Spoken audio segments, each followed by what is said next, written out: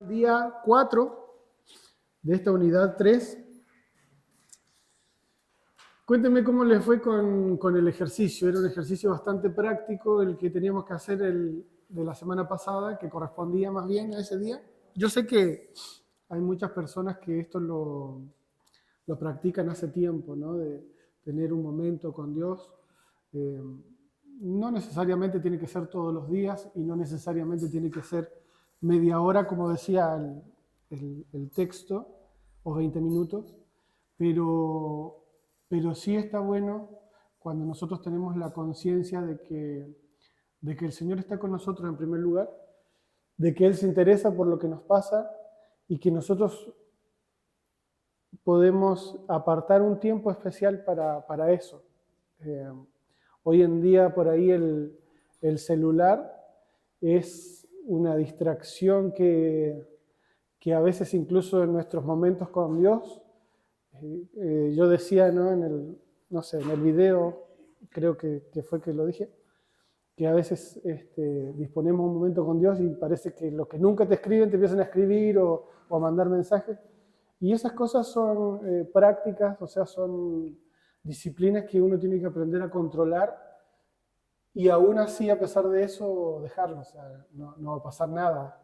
Cuando te das cuenta son tonterías y que lo que hacen es distraer. Entonces está bueno cuando uno aún así dice, no, este es mi tiempo con Dios y nada lo va a entorpecer. Eso está bueno. Y eso es como digo, una disciplina que uno lo va desarrollando a poco. Así que pensé que no sería nuevo para todos, sí, por ahí para las personas que hace poco que se convirtieron, sí, pero para nosotros los más viejos no debería ser algo tan nuevo esto de apartar un tiempo para estar con el Señor, para hablar con Él y para alabarlo sobre las cosas que Él ha hecho con nosotros, ¿no? A veces en comunidad, que lo hacemos los domingos, está bueno, por supuesto, es importante, y nos da ese momento como para que cada uno esté ventilando sus intimidades para agradecer a Dios. Lo hacemos más en general, pero cuando estamos a solas con Dios podemos hablar de las cosas íntimas que nos pasan y que se los diríamos solo a Él, y esos son los momentos que más nos fortalecen, porque el Señor igual ya lo sabe, no es que le vamos a contar una novedad, ni que lo vamos a sorprender, pero sí de nuestra parte nos fortalece eso, de saber que el Señor está con nosotros.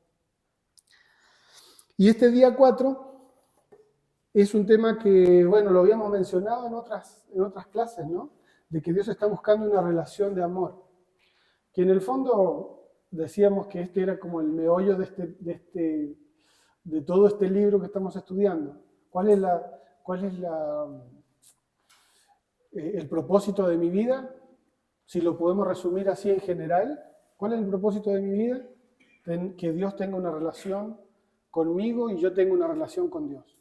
Es una relación íntima. Eso es. Y dice el texto, Dios siempre toma la iniciativa en esta relación de amor para que tengamos una experiencia con Él. Dios toma la iniciativa y se acerca a nosotros. Y este es el testimonio que nosotros tenemos en toda la Biblia, ¿cierto? Desde el Antiguo Testamento vemos cómo Dios tomó la iniciativa, incluso al crear al hombre y al hombre revelarse, enseguida Dios lo busca. Esto de dónde estás, que le pregunta a Adán y Eva, obviamente decíamos no es una pregunta que Dios esté diciendo dónde estás porque no te veo, porque Dios lo ve, sino que más bien fíjate en el estado que llegaste al que estás, ¿no? Fíjate dónde estás. Y de eso un poco vamos a hablar hoy. No sé si alguien tiene por ahí su Biblia o en el celular la tenga. A ver si me pueden ayudar buscando tres versículos diferentes. Uno es Salmo 14, del 1 al 3. ¿Alguien que busque Salmo 14, del 1 al 3?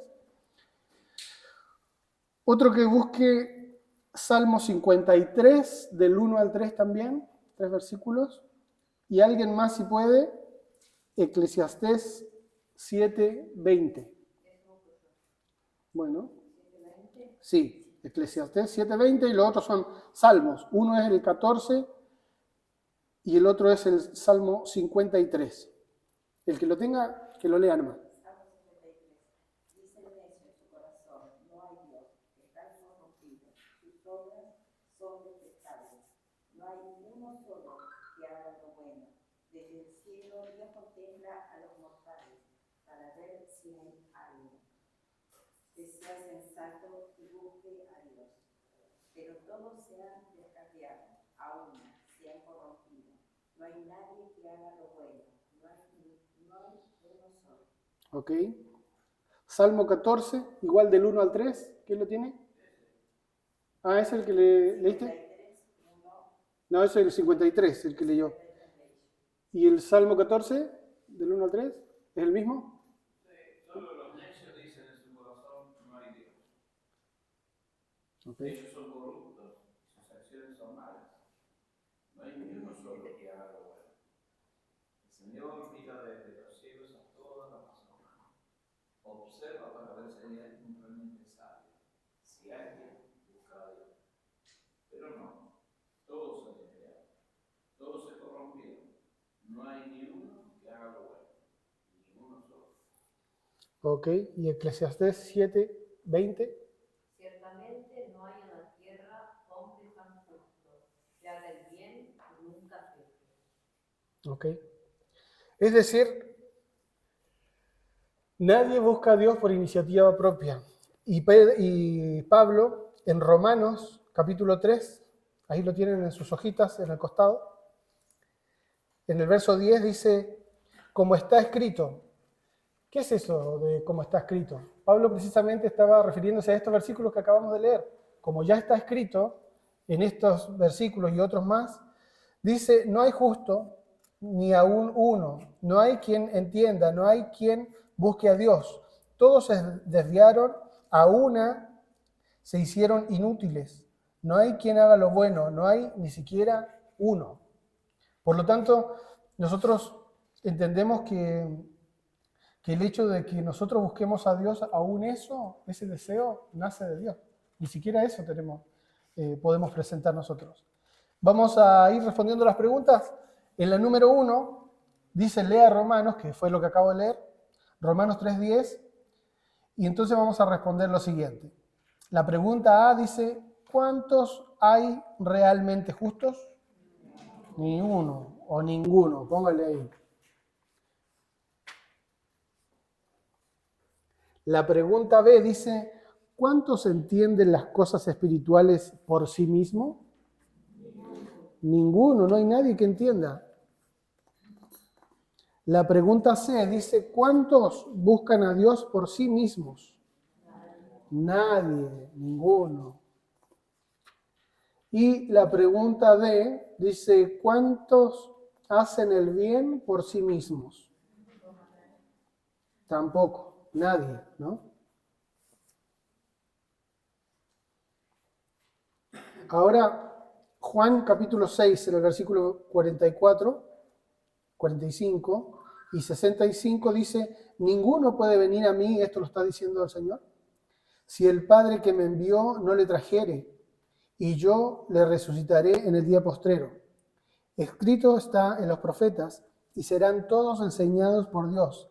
Así que todo aquel que oyó al Padre y aprendió de él, viene a mí.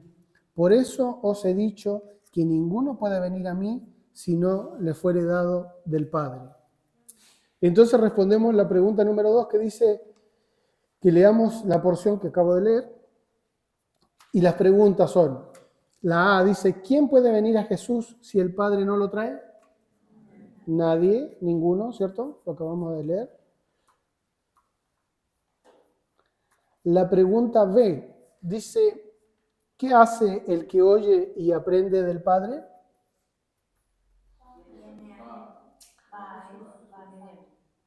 Va a Él, va hacia Jesús, o hacia el Hijo también, que Él se denomina así, ¿no?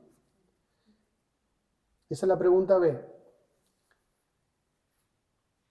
Y la pregunta C dice, ¿cuál es la única manera entonces de venir a Cristo?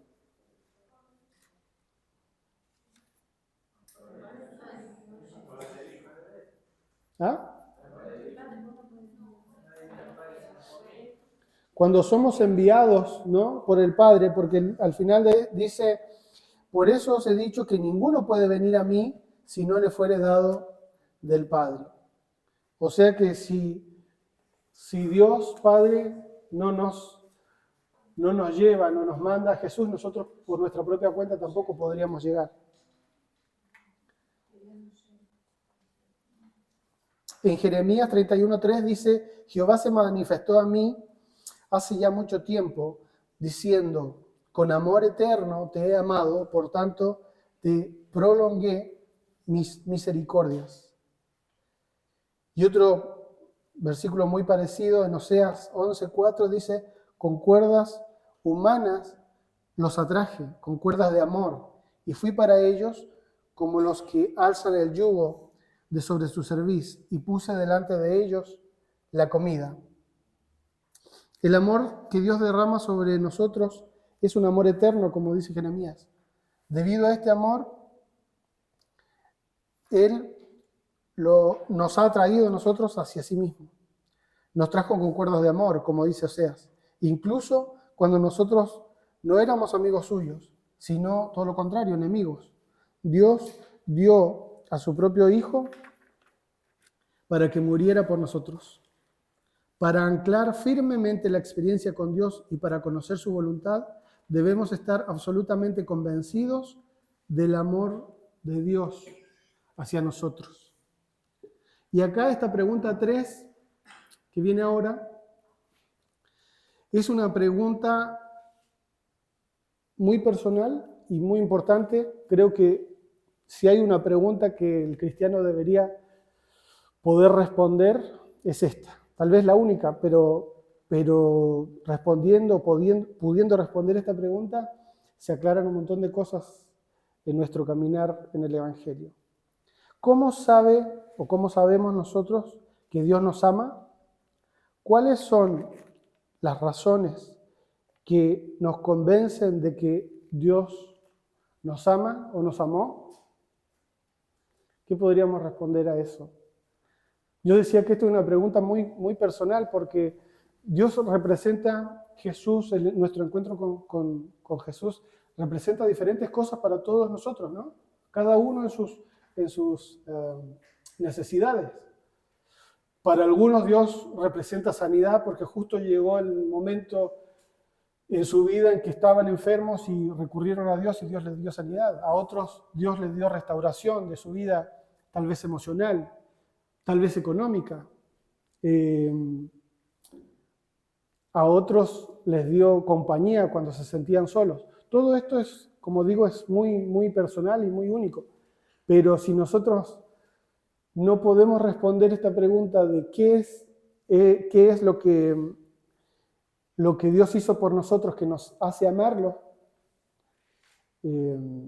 difícilmente vamos a poder también tener un motivo, un propósito para caminar junto al Señor. Por supuesto que a medida que uno va descubriendo la vida cristiana, va teniendo experiencias con Dios, se va enamorando más del Señor y tal vez eso que a veces llamamos testimonio, que generalmente, cuéntame tu testimonio, decimos, ¿no? Y se refiere a cuando las personas se encontraron con Dios. Pero realmente después nosotros en nuestro caminar como cristianos tenemos muchos testimonios, o deberíamos tenerlos en muchas áreas. Dios va desarrollando con nosotros esa relación de amistad y de amor y vamos encontrando en Él un montón de otras facetas que al principio, por supuesto, no vimos, y eso es lo lindo del caminar cristiano. Dios como decía yo, como compañero, como amigo, como padre, el Señor como proveedor, el Dios de paz, el Dios de misericordia, el Dios sanador, ¿no? Y lo escuchamos en otras personas y está bueno, pero cuando nosotros mismos vivimos esa experiencia es otra cosa. Y son esas cosas las que nosotros deberíamos atesorar en nuestro corazón y poder responder esta pregunta, ¿no? ¿Qué es lo que me enamora del Señor? ¿Por qué estoy seguro que Dios me ama? ¿Qué es lo que hizo por mí? Yo les cuento mi experiencia, después si alguno quiere contar la suya, está bueno también. Pero En mi caso, por ejemplo, nació de muy chico, porque como he contado en otras ocasiones, mi papá no estaba conmigo, murió cuando yo era muy chiquito, y mi abuela y mi mamá, mis abuelos, siempre me decían, tu papá está en el cielo, tu papá se murió, pero tu papá es el Señor. El Señor es tu papá. Y tú puedes orar y puedes decirle al Señor. Y yo me fui creciendo con eso en la mente, ¿no? Pero después cuando empecé a ser un poquito más grande, no sé, 5, 6, 7 años, dije, a ver si esto es cierto. Y empecé como oraciones de niño, como cualquier niño puede tener, no sé, de repente las ganas de tener un juguete, por ejemplo, o un día estar un poco enfermo, dolorido y pedirle a Dios. Y esas pequeñas experiencias de niño, y después más grande, por supuesto, otras cosas, de decir, mira, sí era verdad que el Señor es mi Padre. Y aunque obviamente no lo podía ver y no lo he podido ver, pero siempre ha estado su respuesta y su mano de amor y de misericordia, entendiendo como eso, como que soy su hijo. Y una vez yo no recuerdo bien, pero esto creo que lo conté una vez en alguna parte, debo haber tenido unos 19 años y tuve, no sé si fue una visión o un sueño, sinceramente no puedo hoy recordar la circunstancia bien, pero sí sé que estaba re mal emocionalmente, o sea, tenía como mucho dolor, me sentía solo, triste, un montón de cosas. Y estaba llorando en mi cama y me quedé así, y no sé si, por eso digo, no sé si fue sueño o fue una visión, pero tuve esta imagen. Y me lo acuerdo muy bien porque como una película vi que había una persona que no le vi la cara y estaba sentada en un mostrador con una biblioteca, se veían muchos libros detrás, y entra un niño chiquito, que me hace mucho acordar a un sobrinito que tengo que se llama Francisco, porque el niño que entraba era el pelito amarillo, así, bien rubio. Y entra como medio llorando, y abre la puerta solo y se sube a las faldas de este hombre. Y este hombre estaba ahí y lo empieza a acariciar. Esa fue mi experiencia como a los 19 años cuando me desperté. Yo lo sentí así, lo interpreté así. Que era Dios diciéndome, sí, tú eres mi hijo. Y desde ese día que me tocó, que nunca más tuve ninguna visión ni sueño de nada, pero lo tomé como el Señor diciéndome, sí, o sea, todo lo que te dijeron cuando eras niño es cierto y he estado contigo siempre. Y así como ese niño entra y rompe la puerta porque no tocó ni nada, abrió la puerta y pasó corriendo, el Señor diciéndome, siempre que necesites voy a estar contigo. Y bueno, eso me marcó mucho. Y obviamente esas cosas, por ejemplo, yo las cuento y son mías, ¿no? Si alguien las cree, genial. Si no las cree, no importa, porque son para mí. Pero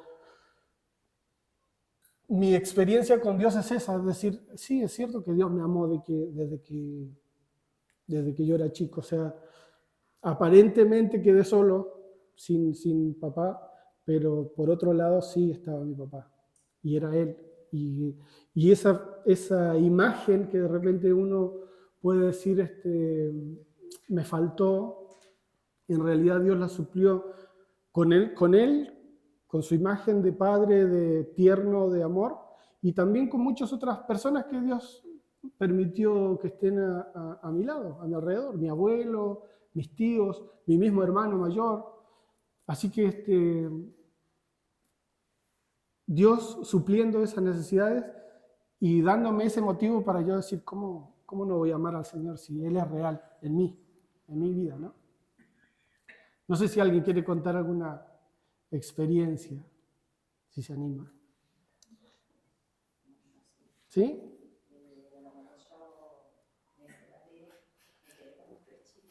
Ajá. Nos llevó desde el jabón en polvo, el leche, el carne, el pollo, todo lo que necesitábamos, y que yo también hago eso. Sí. Y claro, y son esas experiencias que te marcan, ¿viste? Que tú cuando después, y por eso es que el ejercicio de la semana pasada es un poco, a veces uno dice, pero tengo que estar media hora. ¿Qué voy a hacer media hora sin decir nada? Y te empiezas a acordar de lo que Dios ha hecho y te das cuenta que la media hora se hace poco. O que lo puedes hacer ese día y al otro día, porque hay tantas cosas para agradecer al Señor y tantas de esas experiencias que son únicas, porque tú las cuentas y por ahí alguien te escucha y dice, qué bueno, genial, pero al que le tocó vivirla, no te lo saca nadie. Entonces esta pregunta, bueno, ustedes la responden ahí, la pregunta número 3, que era eso, ¿no? ¿Cómo sabemos de que Dios nos ama? ¿Cuáles son las razones que nos convencieron de que Dios nos ama? Lo pueden responder ahora, lo pueden responder después en su casa. Dice el texto, vino Dios a Saulo en Hechos 9. En realidad, Saulo se oponía a Dios y sus actividades y batallaba contra Jesús, el Hijo de Dios. Jesús vino a Pablo y le reveló los propósitos del amor del Padre para él. Esto es verdad también en nuestra vida. Nosotros, no escogemos a Dios. Él nos escoge, nos ama y nos revela sus propósitos eternos para nuestra vida. Jesús le dijo a sus discípulos, no me elegiste vosotros a mí, sino que yo os elegí a vosotros. Yo os elegí del mundo. Eso está en Juan 15. ¿Escogió Pedro seguir a Jesús? No, Jesús escogió a Pedro. Este respondió a la invitación, pero el que tomó la iniciativa es Dios. Jesús dijo que Pedro respondía a la iniciativa de Dios en su vida. Esto está en Mateo. Jesús le había preguntado a sus discípulos quiénes decían los hombres que él era. Luego les preguntó quiénes decían ellos que él era. Esto está en Mateo 16, 13, lo voy a leer más o menos rápido. Está ahí al borde, ¿no? En la columna. Dice, viniendo Jesús a la región de Cesarea de Filipo, preguntó a sus discípulos diciéndoles, ¿quién dicen los hombres que es el Hijo del Hombre? Ellos le dijeron, unos Juan el Bautista, otros Elías, y otros Jeremías o alguno de los profetas. Y él les dijo, ¿y vosotros? ¿Quién decís que soy yo? Respondiendo Simón Pedro, dijo, tú eres el Cristo, el Hijo del Dios viviente. Entonces le respondió Jesús, bienaventurado eres, Simón, hijo de Jonás, porque no te lo reveló carne ni sangre, sino mi Padre que está en el cielo. Entonces, cuando Jesús le pregunta a los discípulos quién era él, Pedro es el que contesta correctamente. Le dice, tú eres el Cristo, el Hijo del Dios viviente. Y ahí es donde Jesús le dice, esto no te lo reveló sangre ni carne, es decir, esto no nació de tu inteligencia, de tu capacidad de razonar, sino te lo dio mi Padre que está en los cielos. Y si uno sigue leyendo este párrafo, después de esto, Jesús le dice a Pedro, y yo te digo que tú eres Pedro, y sobre esta roca edificaré mi iglesia. Es decir, cuando nosotros encontramos a Jesús y entendemos quién es Jesús, lo conocemos, ahí es donde el ser humano encuentra su identidad. Cuando nosotros entendemos quién es Jesús, es cuando entendemos quiénes somos nosotros. ¿A dónde vamos? ¿Por qué estamos acá? Ahí es que tiene sentido la vida. Porque hasta ese momento Simón era Simón. Pero después de eso es Pedro, una nueva identidad. Y a veces no tenemos conciencia de esto y vemos a mucha gente que busca su identidad en un montón de otros lugares y siempre chocándose con la misma piedra porque no llega a entender quién es. Entonces busca, ¿en qué busca? En el dinero, a ver quién puedo ser yo, a ver si yo puedo ser más importante, a ver si me puedo hacer un nombre, como estos de Babel, ¿no? Vamos a hacernos un nombre, hagámonos una torre que llegue hasta el cielo y que nuestro nombre sea conocido en toda la tierra. Y siempre ese deseo del ser humano está presente. Pero cuando uno conoce a Jesús, Jesús te da identidad, te dice quién eres realmente. como lo dijo acá a Pedro. Eso está más adelante en este mismo pasaje. Pregunta número 4. ¿Quién le había revelado a Pedro que Jesús era el Cristo, el Mesías prometido? El Padre, ¿no? Así que pónganle ahí en la pregunta número 4. La respuesta es esa.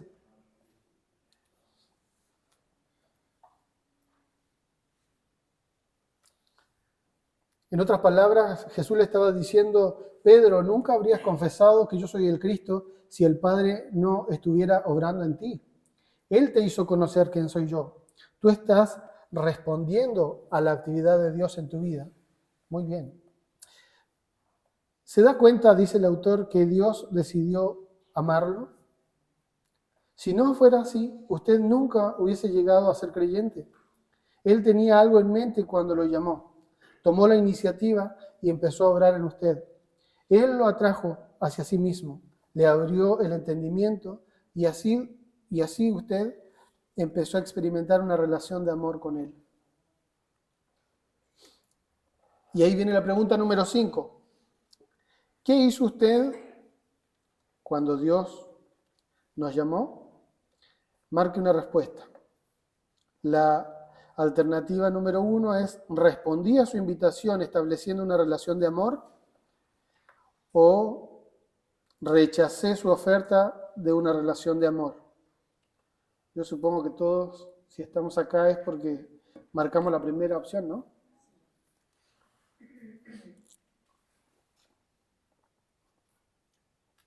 Dice el autor: cuando usted respondió a su invitación, Él lo trajo hacia una relación de amor con Él mismo. Pero nunca hubiese conocido ese amor si no lo hubiese experimentado, ni se hubiese dado cuenta de ese amor si Dios no hubiese tomado la iniciativa. Usted no puede darse cuenta de la actividad de Dios a menos que Él tome la iniciativa para revelársela.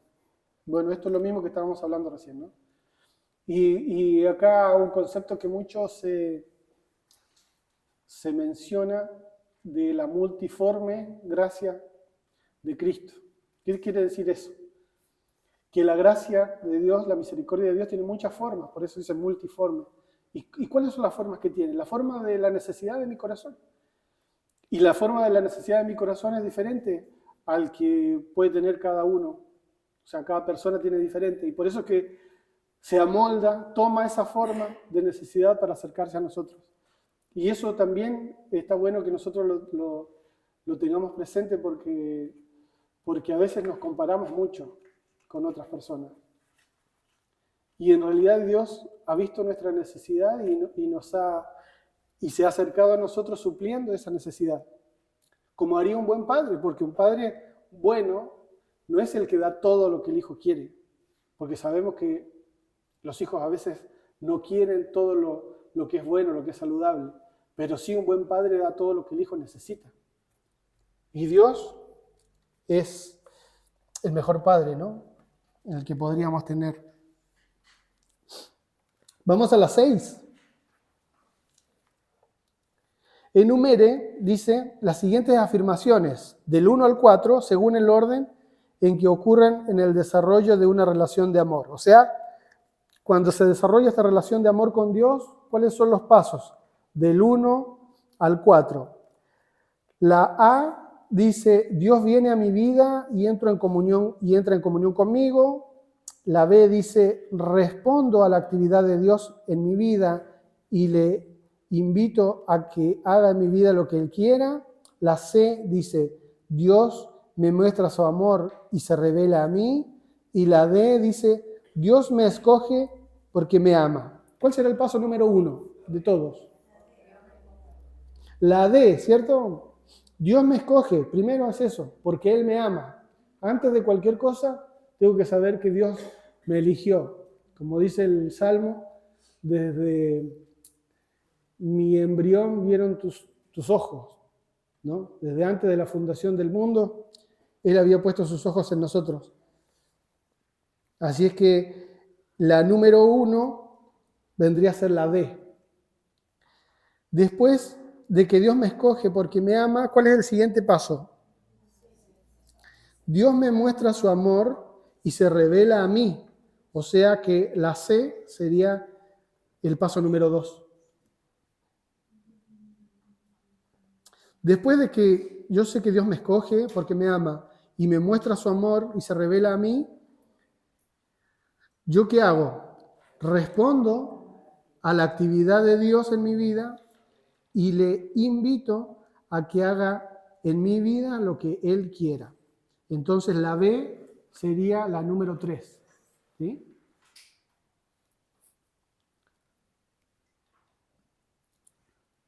¿Vamos bien? Y ya nos queda obviamente la A con el paso número 4, ¿no? Que después de todo esto Dios viene a mí, tiene comunión conmigo, que es esta relación de amor de la que estábamos hablando.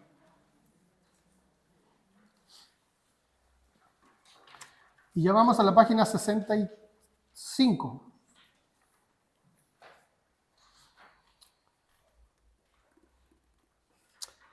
La pregunta número 7 dice, las siguientes porciones bíblicas hablan de la iniciativa que Dios toma para establecer una relación de amor. Lea cada pasaje y luego escriba un breve resumen de la manera en que Dios actúa o lo que hace al tomar la iniciativa.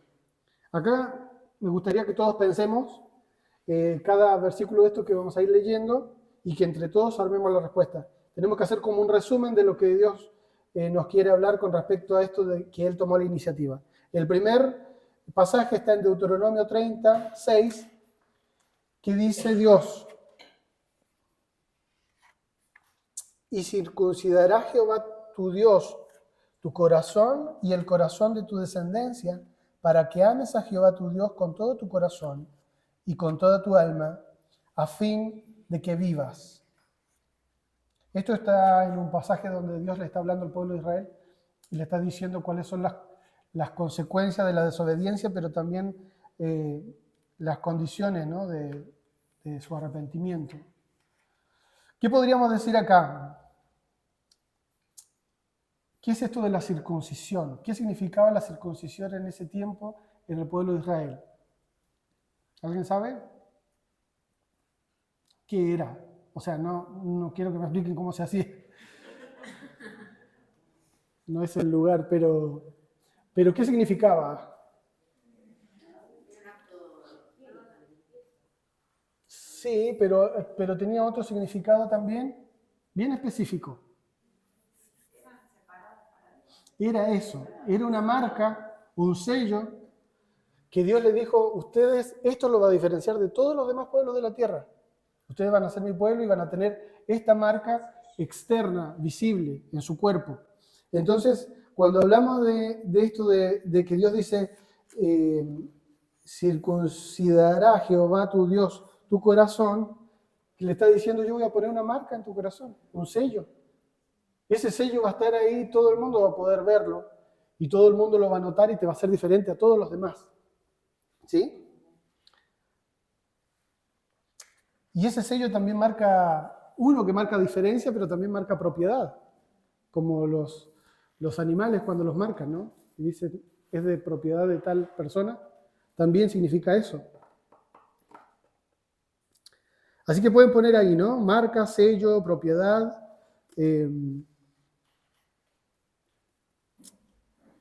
Y lo que quieran.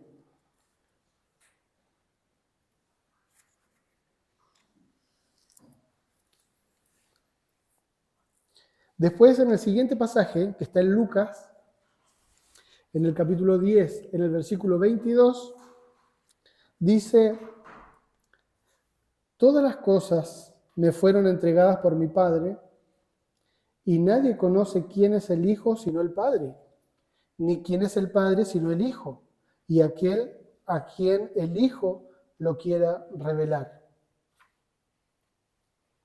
¿De qué nos está hablando ahí?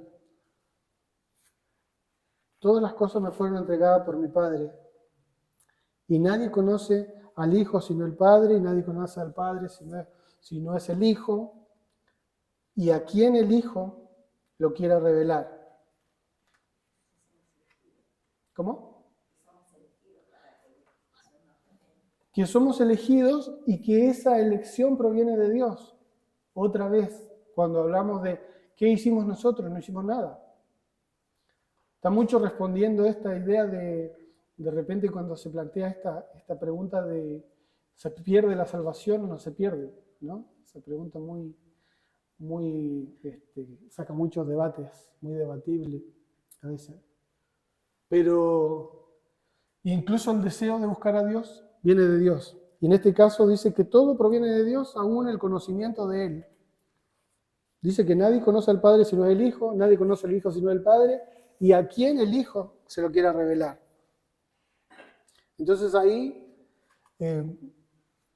yo puse como resúmenes que todo proviene de Dios, aún el conocimiento de Él.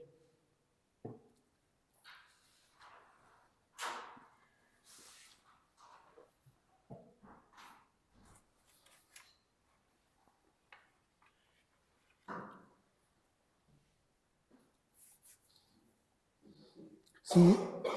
En el siguiente pasaje, que está en Juan 15, 16, dice, no me elegisteis vosotros a mí, sino que yo os elegí a vosotros, y os he puesto para que vayáis y llevéis fruto, y vuestro fruto permanezca, para que todo lo que pidiereis al Padre en mi nombre, Él os lo dé. Yo creo que la clave está en las primeras oraciones, ¿no? No me elegisteis vosotros a mí, sino que yo los elegí a ustedes. Y si seguimos leyendo el pasaje digo lo que dice ahí, las frases siguientes, dice que nosotros no elegimos a Dios, Él nos eligió a nosotros, y os he puesto, dice, para que vayáis y llevéis fruto, y vuestro fruto permanezca. O sea que no solamente para que nosotros tengamos una experiencia de conocimiento, sino que una experiencia práctica, porque esto de llevar fruto es algo práctico. Sí, obviamente que uno puede decir y puede saber de la Biblia, hablar un montón de cosas, pero siempre llega el punto en que esas expresiones, ese relato, esa dialéctica, tiene un punto crítico que es cuando se cruza con los hechos. O sea, con lo que hacemos nosotros. ¿Está de acuerdo lo que yo digo con lo que hago o no? Y Dios dice, sí, yo los puse a ustedes para que me conozcan, yo los elegí, pero también nos eligió para que llevemos fruto y ese fruto permanezca. Y para que todo lo que pidiéramos al Padre en mi nombre, Él os lo dé. Dice ese versículo. Así que bueno, ahí pongan lo que quieran.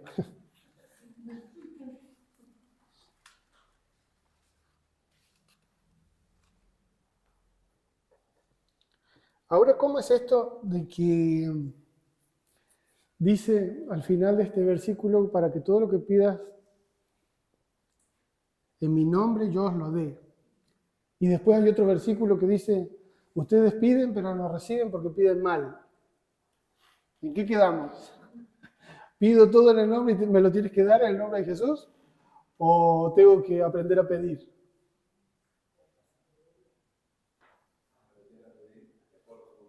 Ahí está. Y la Biblia se complementa, que era una de las cosas que decíamos en las primeras clases, ¿no? Hay algunas personas que sacan cosas de contexto y dicen, no, porque mira, la Biblia se contradice. Cuando en realidad la Biblia se complementa. Hay cosas que lo dicen en una parte, pero no dice el resto, obviamente, porque está en otro contexto, pero después cuando lo unes, lo cruzas, y por eso que está bueno cuando uno estudia la palabra de Dios, de esta manera, o sea, abierta la mente para que Dios sea el que nos hable.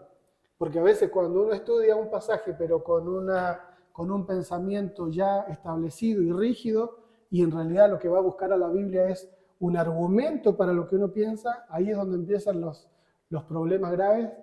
Y digo los problemas graves porque uno tergiversa la palabra de Dios, que es algo terrible, pero también empieza a vivir una realidad cristiana que no existe, porque uno se crea su propia religión, uno empieza a crear su propio Dios de acuerdo a lo que a uno le conviene, y no deja que el Dios verdadero le hable que el Dios verdadero lo guíe, que la palabra realmente sea lo que nos guíe, sino que como que tomamos lo que nos conviene a nosotros, un versículo por acá, otro aislado por allá, y yo vivo así a mi manera, digamos, pero tengo esto que me, entre comillas, me respalda. Pero cuando yo digo, no, que el Señor sea el que me hable y Él me guíe, empiezo a encontrar una cosa acá que se complementa con esto otro y digo, ok, acá hay un principio, ¿no?, que puedo seguir.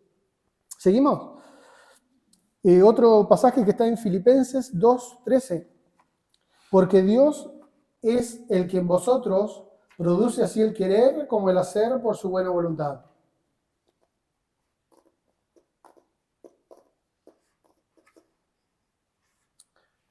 Casi lo mismo que veníamos hablando. El deseo de hacer el bien, el querer hacer el bien, que es una cosa, y el hacerlo, porque acá dice el querer como el hacer. Algunos queremos nomás hacer el bien, pero cuando llega la hora no lo hacemos porque tenemos la intención, digamos. Esa sería la diferencia, ¿no? Es decir, a mí me encantaría ayudarte, pero no lo voy a hacer. Claro, tiene toda la intención, pero la intención no sirve para nada. Pero aún cuando somos capaces de hacerlo, cuando tenemos las ganas de hacer algo bueno y lo hacemos, dice aún el querer como el hacer es el que lo produce Dios de acuerdo a su buena voluntad. Así que aún eso proviene de Dios.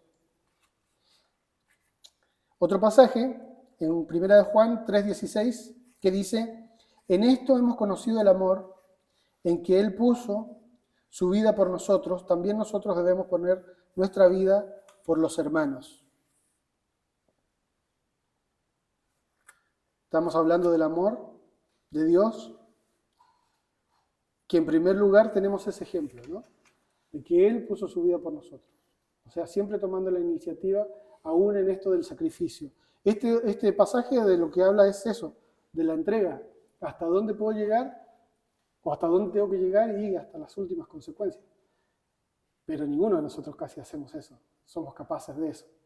Y ahí es donde también, como decíamos hace un ratito, esto de entender cuando uno conoce a Jesús, quién es Dios y quiénes somos nosotros, cuando empiezas a mirar el ejemplo de Jesús y te empiezas a encontrar que no llegas, es cuando observas pasajes como esto, ¿no?, que hemos conocido nosotros del amor, no porque nosotros lo hayamos experimentado, quiero decir, nosotros lo hayamos inventado o lo hayamos visto practicado en nosotros primero, sino que lo vimos a Jesús practicar primero ese amor. Y de ahí es que tenemos la referencia.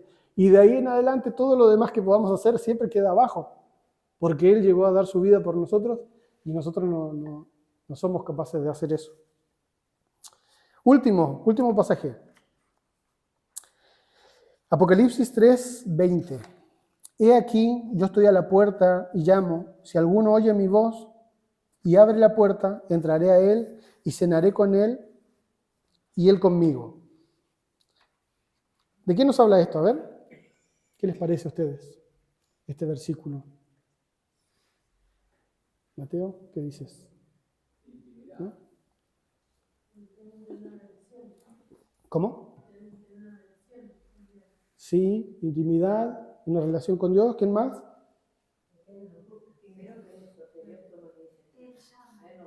Él nos llama, Él nos busca, Él nos invita, ¿no? Qué bueno que podamos entender esto de que Dios está en la puerta y llama. Dios no entra. Exacto. Hay cierto grado de responsabilidad en nosotros para abrir esa puerta, porque Dios dice, yo estoy a la puerta, pero llamo, no es que agarro y abro la puerta, porque si fuera así, el amor no sería amor. Si es obligado, no es amor, ¿cierto? Y esta invitación que Dios nos hace, también habla de eso, de intimidad, porque dice, entraré a Él y cenaré con Él, y Él conmigo. O sea, una relación estrecha de intimidad. Pregunta número 8. Escriba en el espacio en blanco la palabra que completa la frase. Una de estas palabras es que tenemos que poner ahí. La palabra nunca, algunas veces, frecuentemente o siempre. Dice, Dios, rayita, toma la iniciativa para establecer conmigo una relación de amor. ¿Cuándo? Siempre Dios toma la iniciativa. Esto lo repitió toda la clase para que nos quede grabado en la mente. Dios siempre, siempre. Y ese siempre es siempre. ¿Qué quiere decir? Que no importa lo que hagamos. Mientras tengamos vida, mientras Dios nos permita despertar, en la mañana tenemos que pensar, mira, hay una invitación hoy para tener una relación conmigo, dice el Señor. Lamentablemente a veces esto que hablamos de que siempre estamos pensando que tenemos que hacer algo nosotros, es lo que a veces nos aleja mucho de Dios cuando nos equivocamos, cuando caemos, porque viene ese pensamiento de decir, pero si yo hice esto, me centro en mí, pero cuando siempre estoy pensando en Dios, digo, pero Él tiene una invitación para mí constantemente. No es que yo haya hecho esto o lo otro, sino que es Él el que tiene amor incondicional y que siempre está dispuesto. Entonces ahí cambia todo porque eso nos da de hecho la posibilidad de acercarnos independiente de lo que haya pasado en nuestra vida. A veces nos cuesta mucho esto de perdonarnos porque estamos pensando en eso, ¿no? Y por supuesto que las cosas a veces tienen consecuencias, obvio. Y esas consecuencias en muchos casos no se pueden evitar y está bueno que no se eviten porque nos hacen aprender, porque nos dan experiencia y porque son parte de la paga de lo que hicimos. Pero eso es una cosa diferente a que Dios no nos dé una oportunidad para volver a empezar. Creo que está bueno tener esa diferencia en la mente de decir, a veces yo cometo errores y tengo que pagar las consecuencias de esos errores. El amor no significa que no paga las consecuencias. De hecho, Jesús murió porque había que pagar las consecuencias del pecado.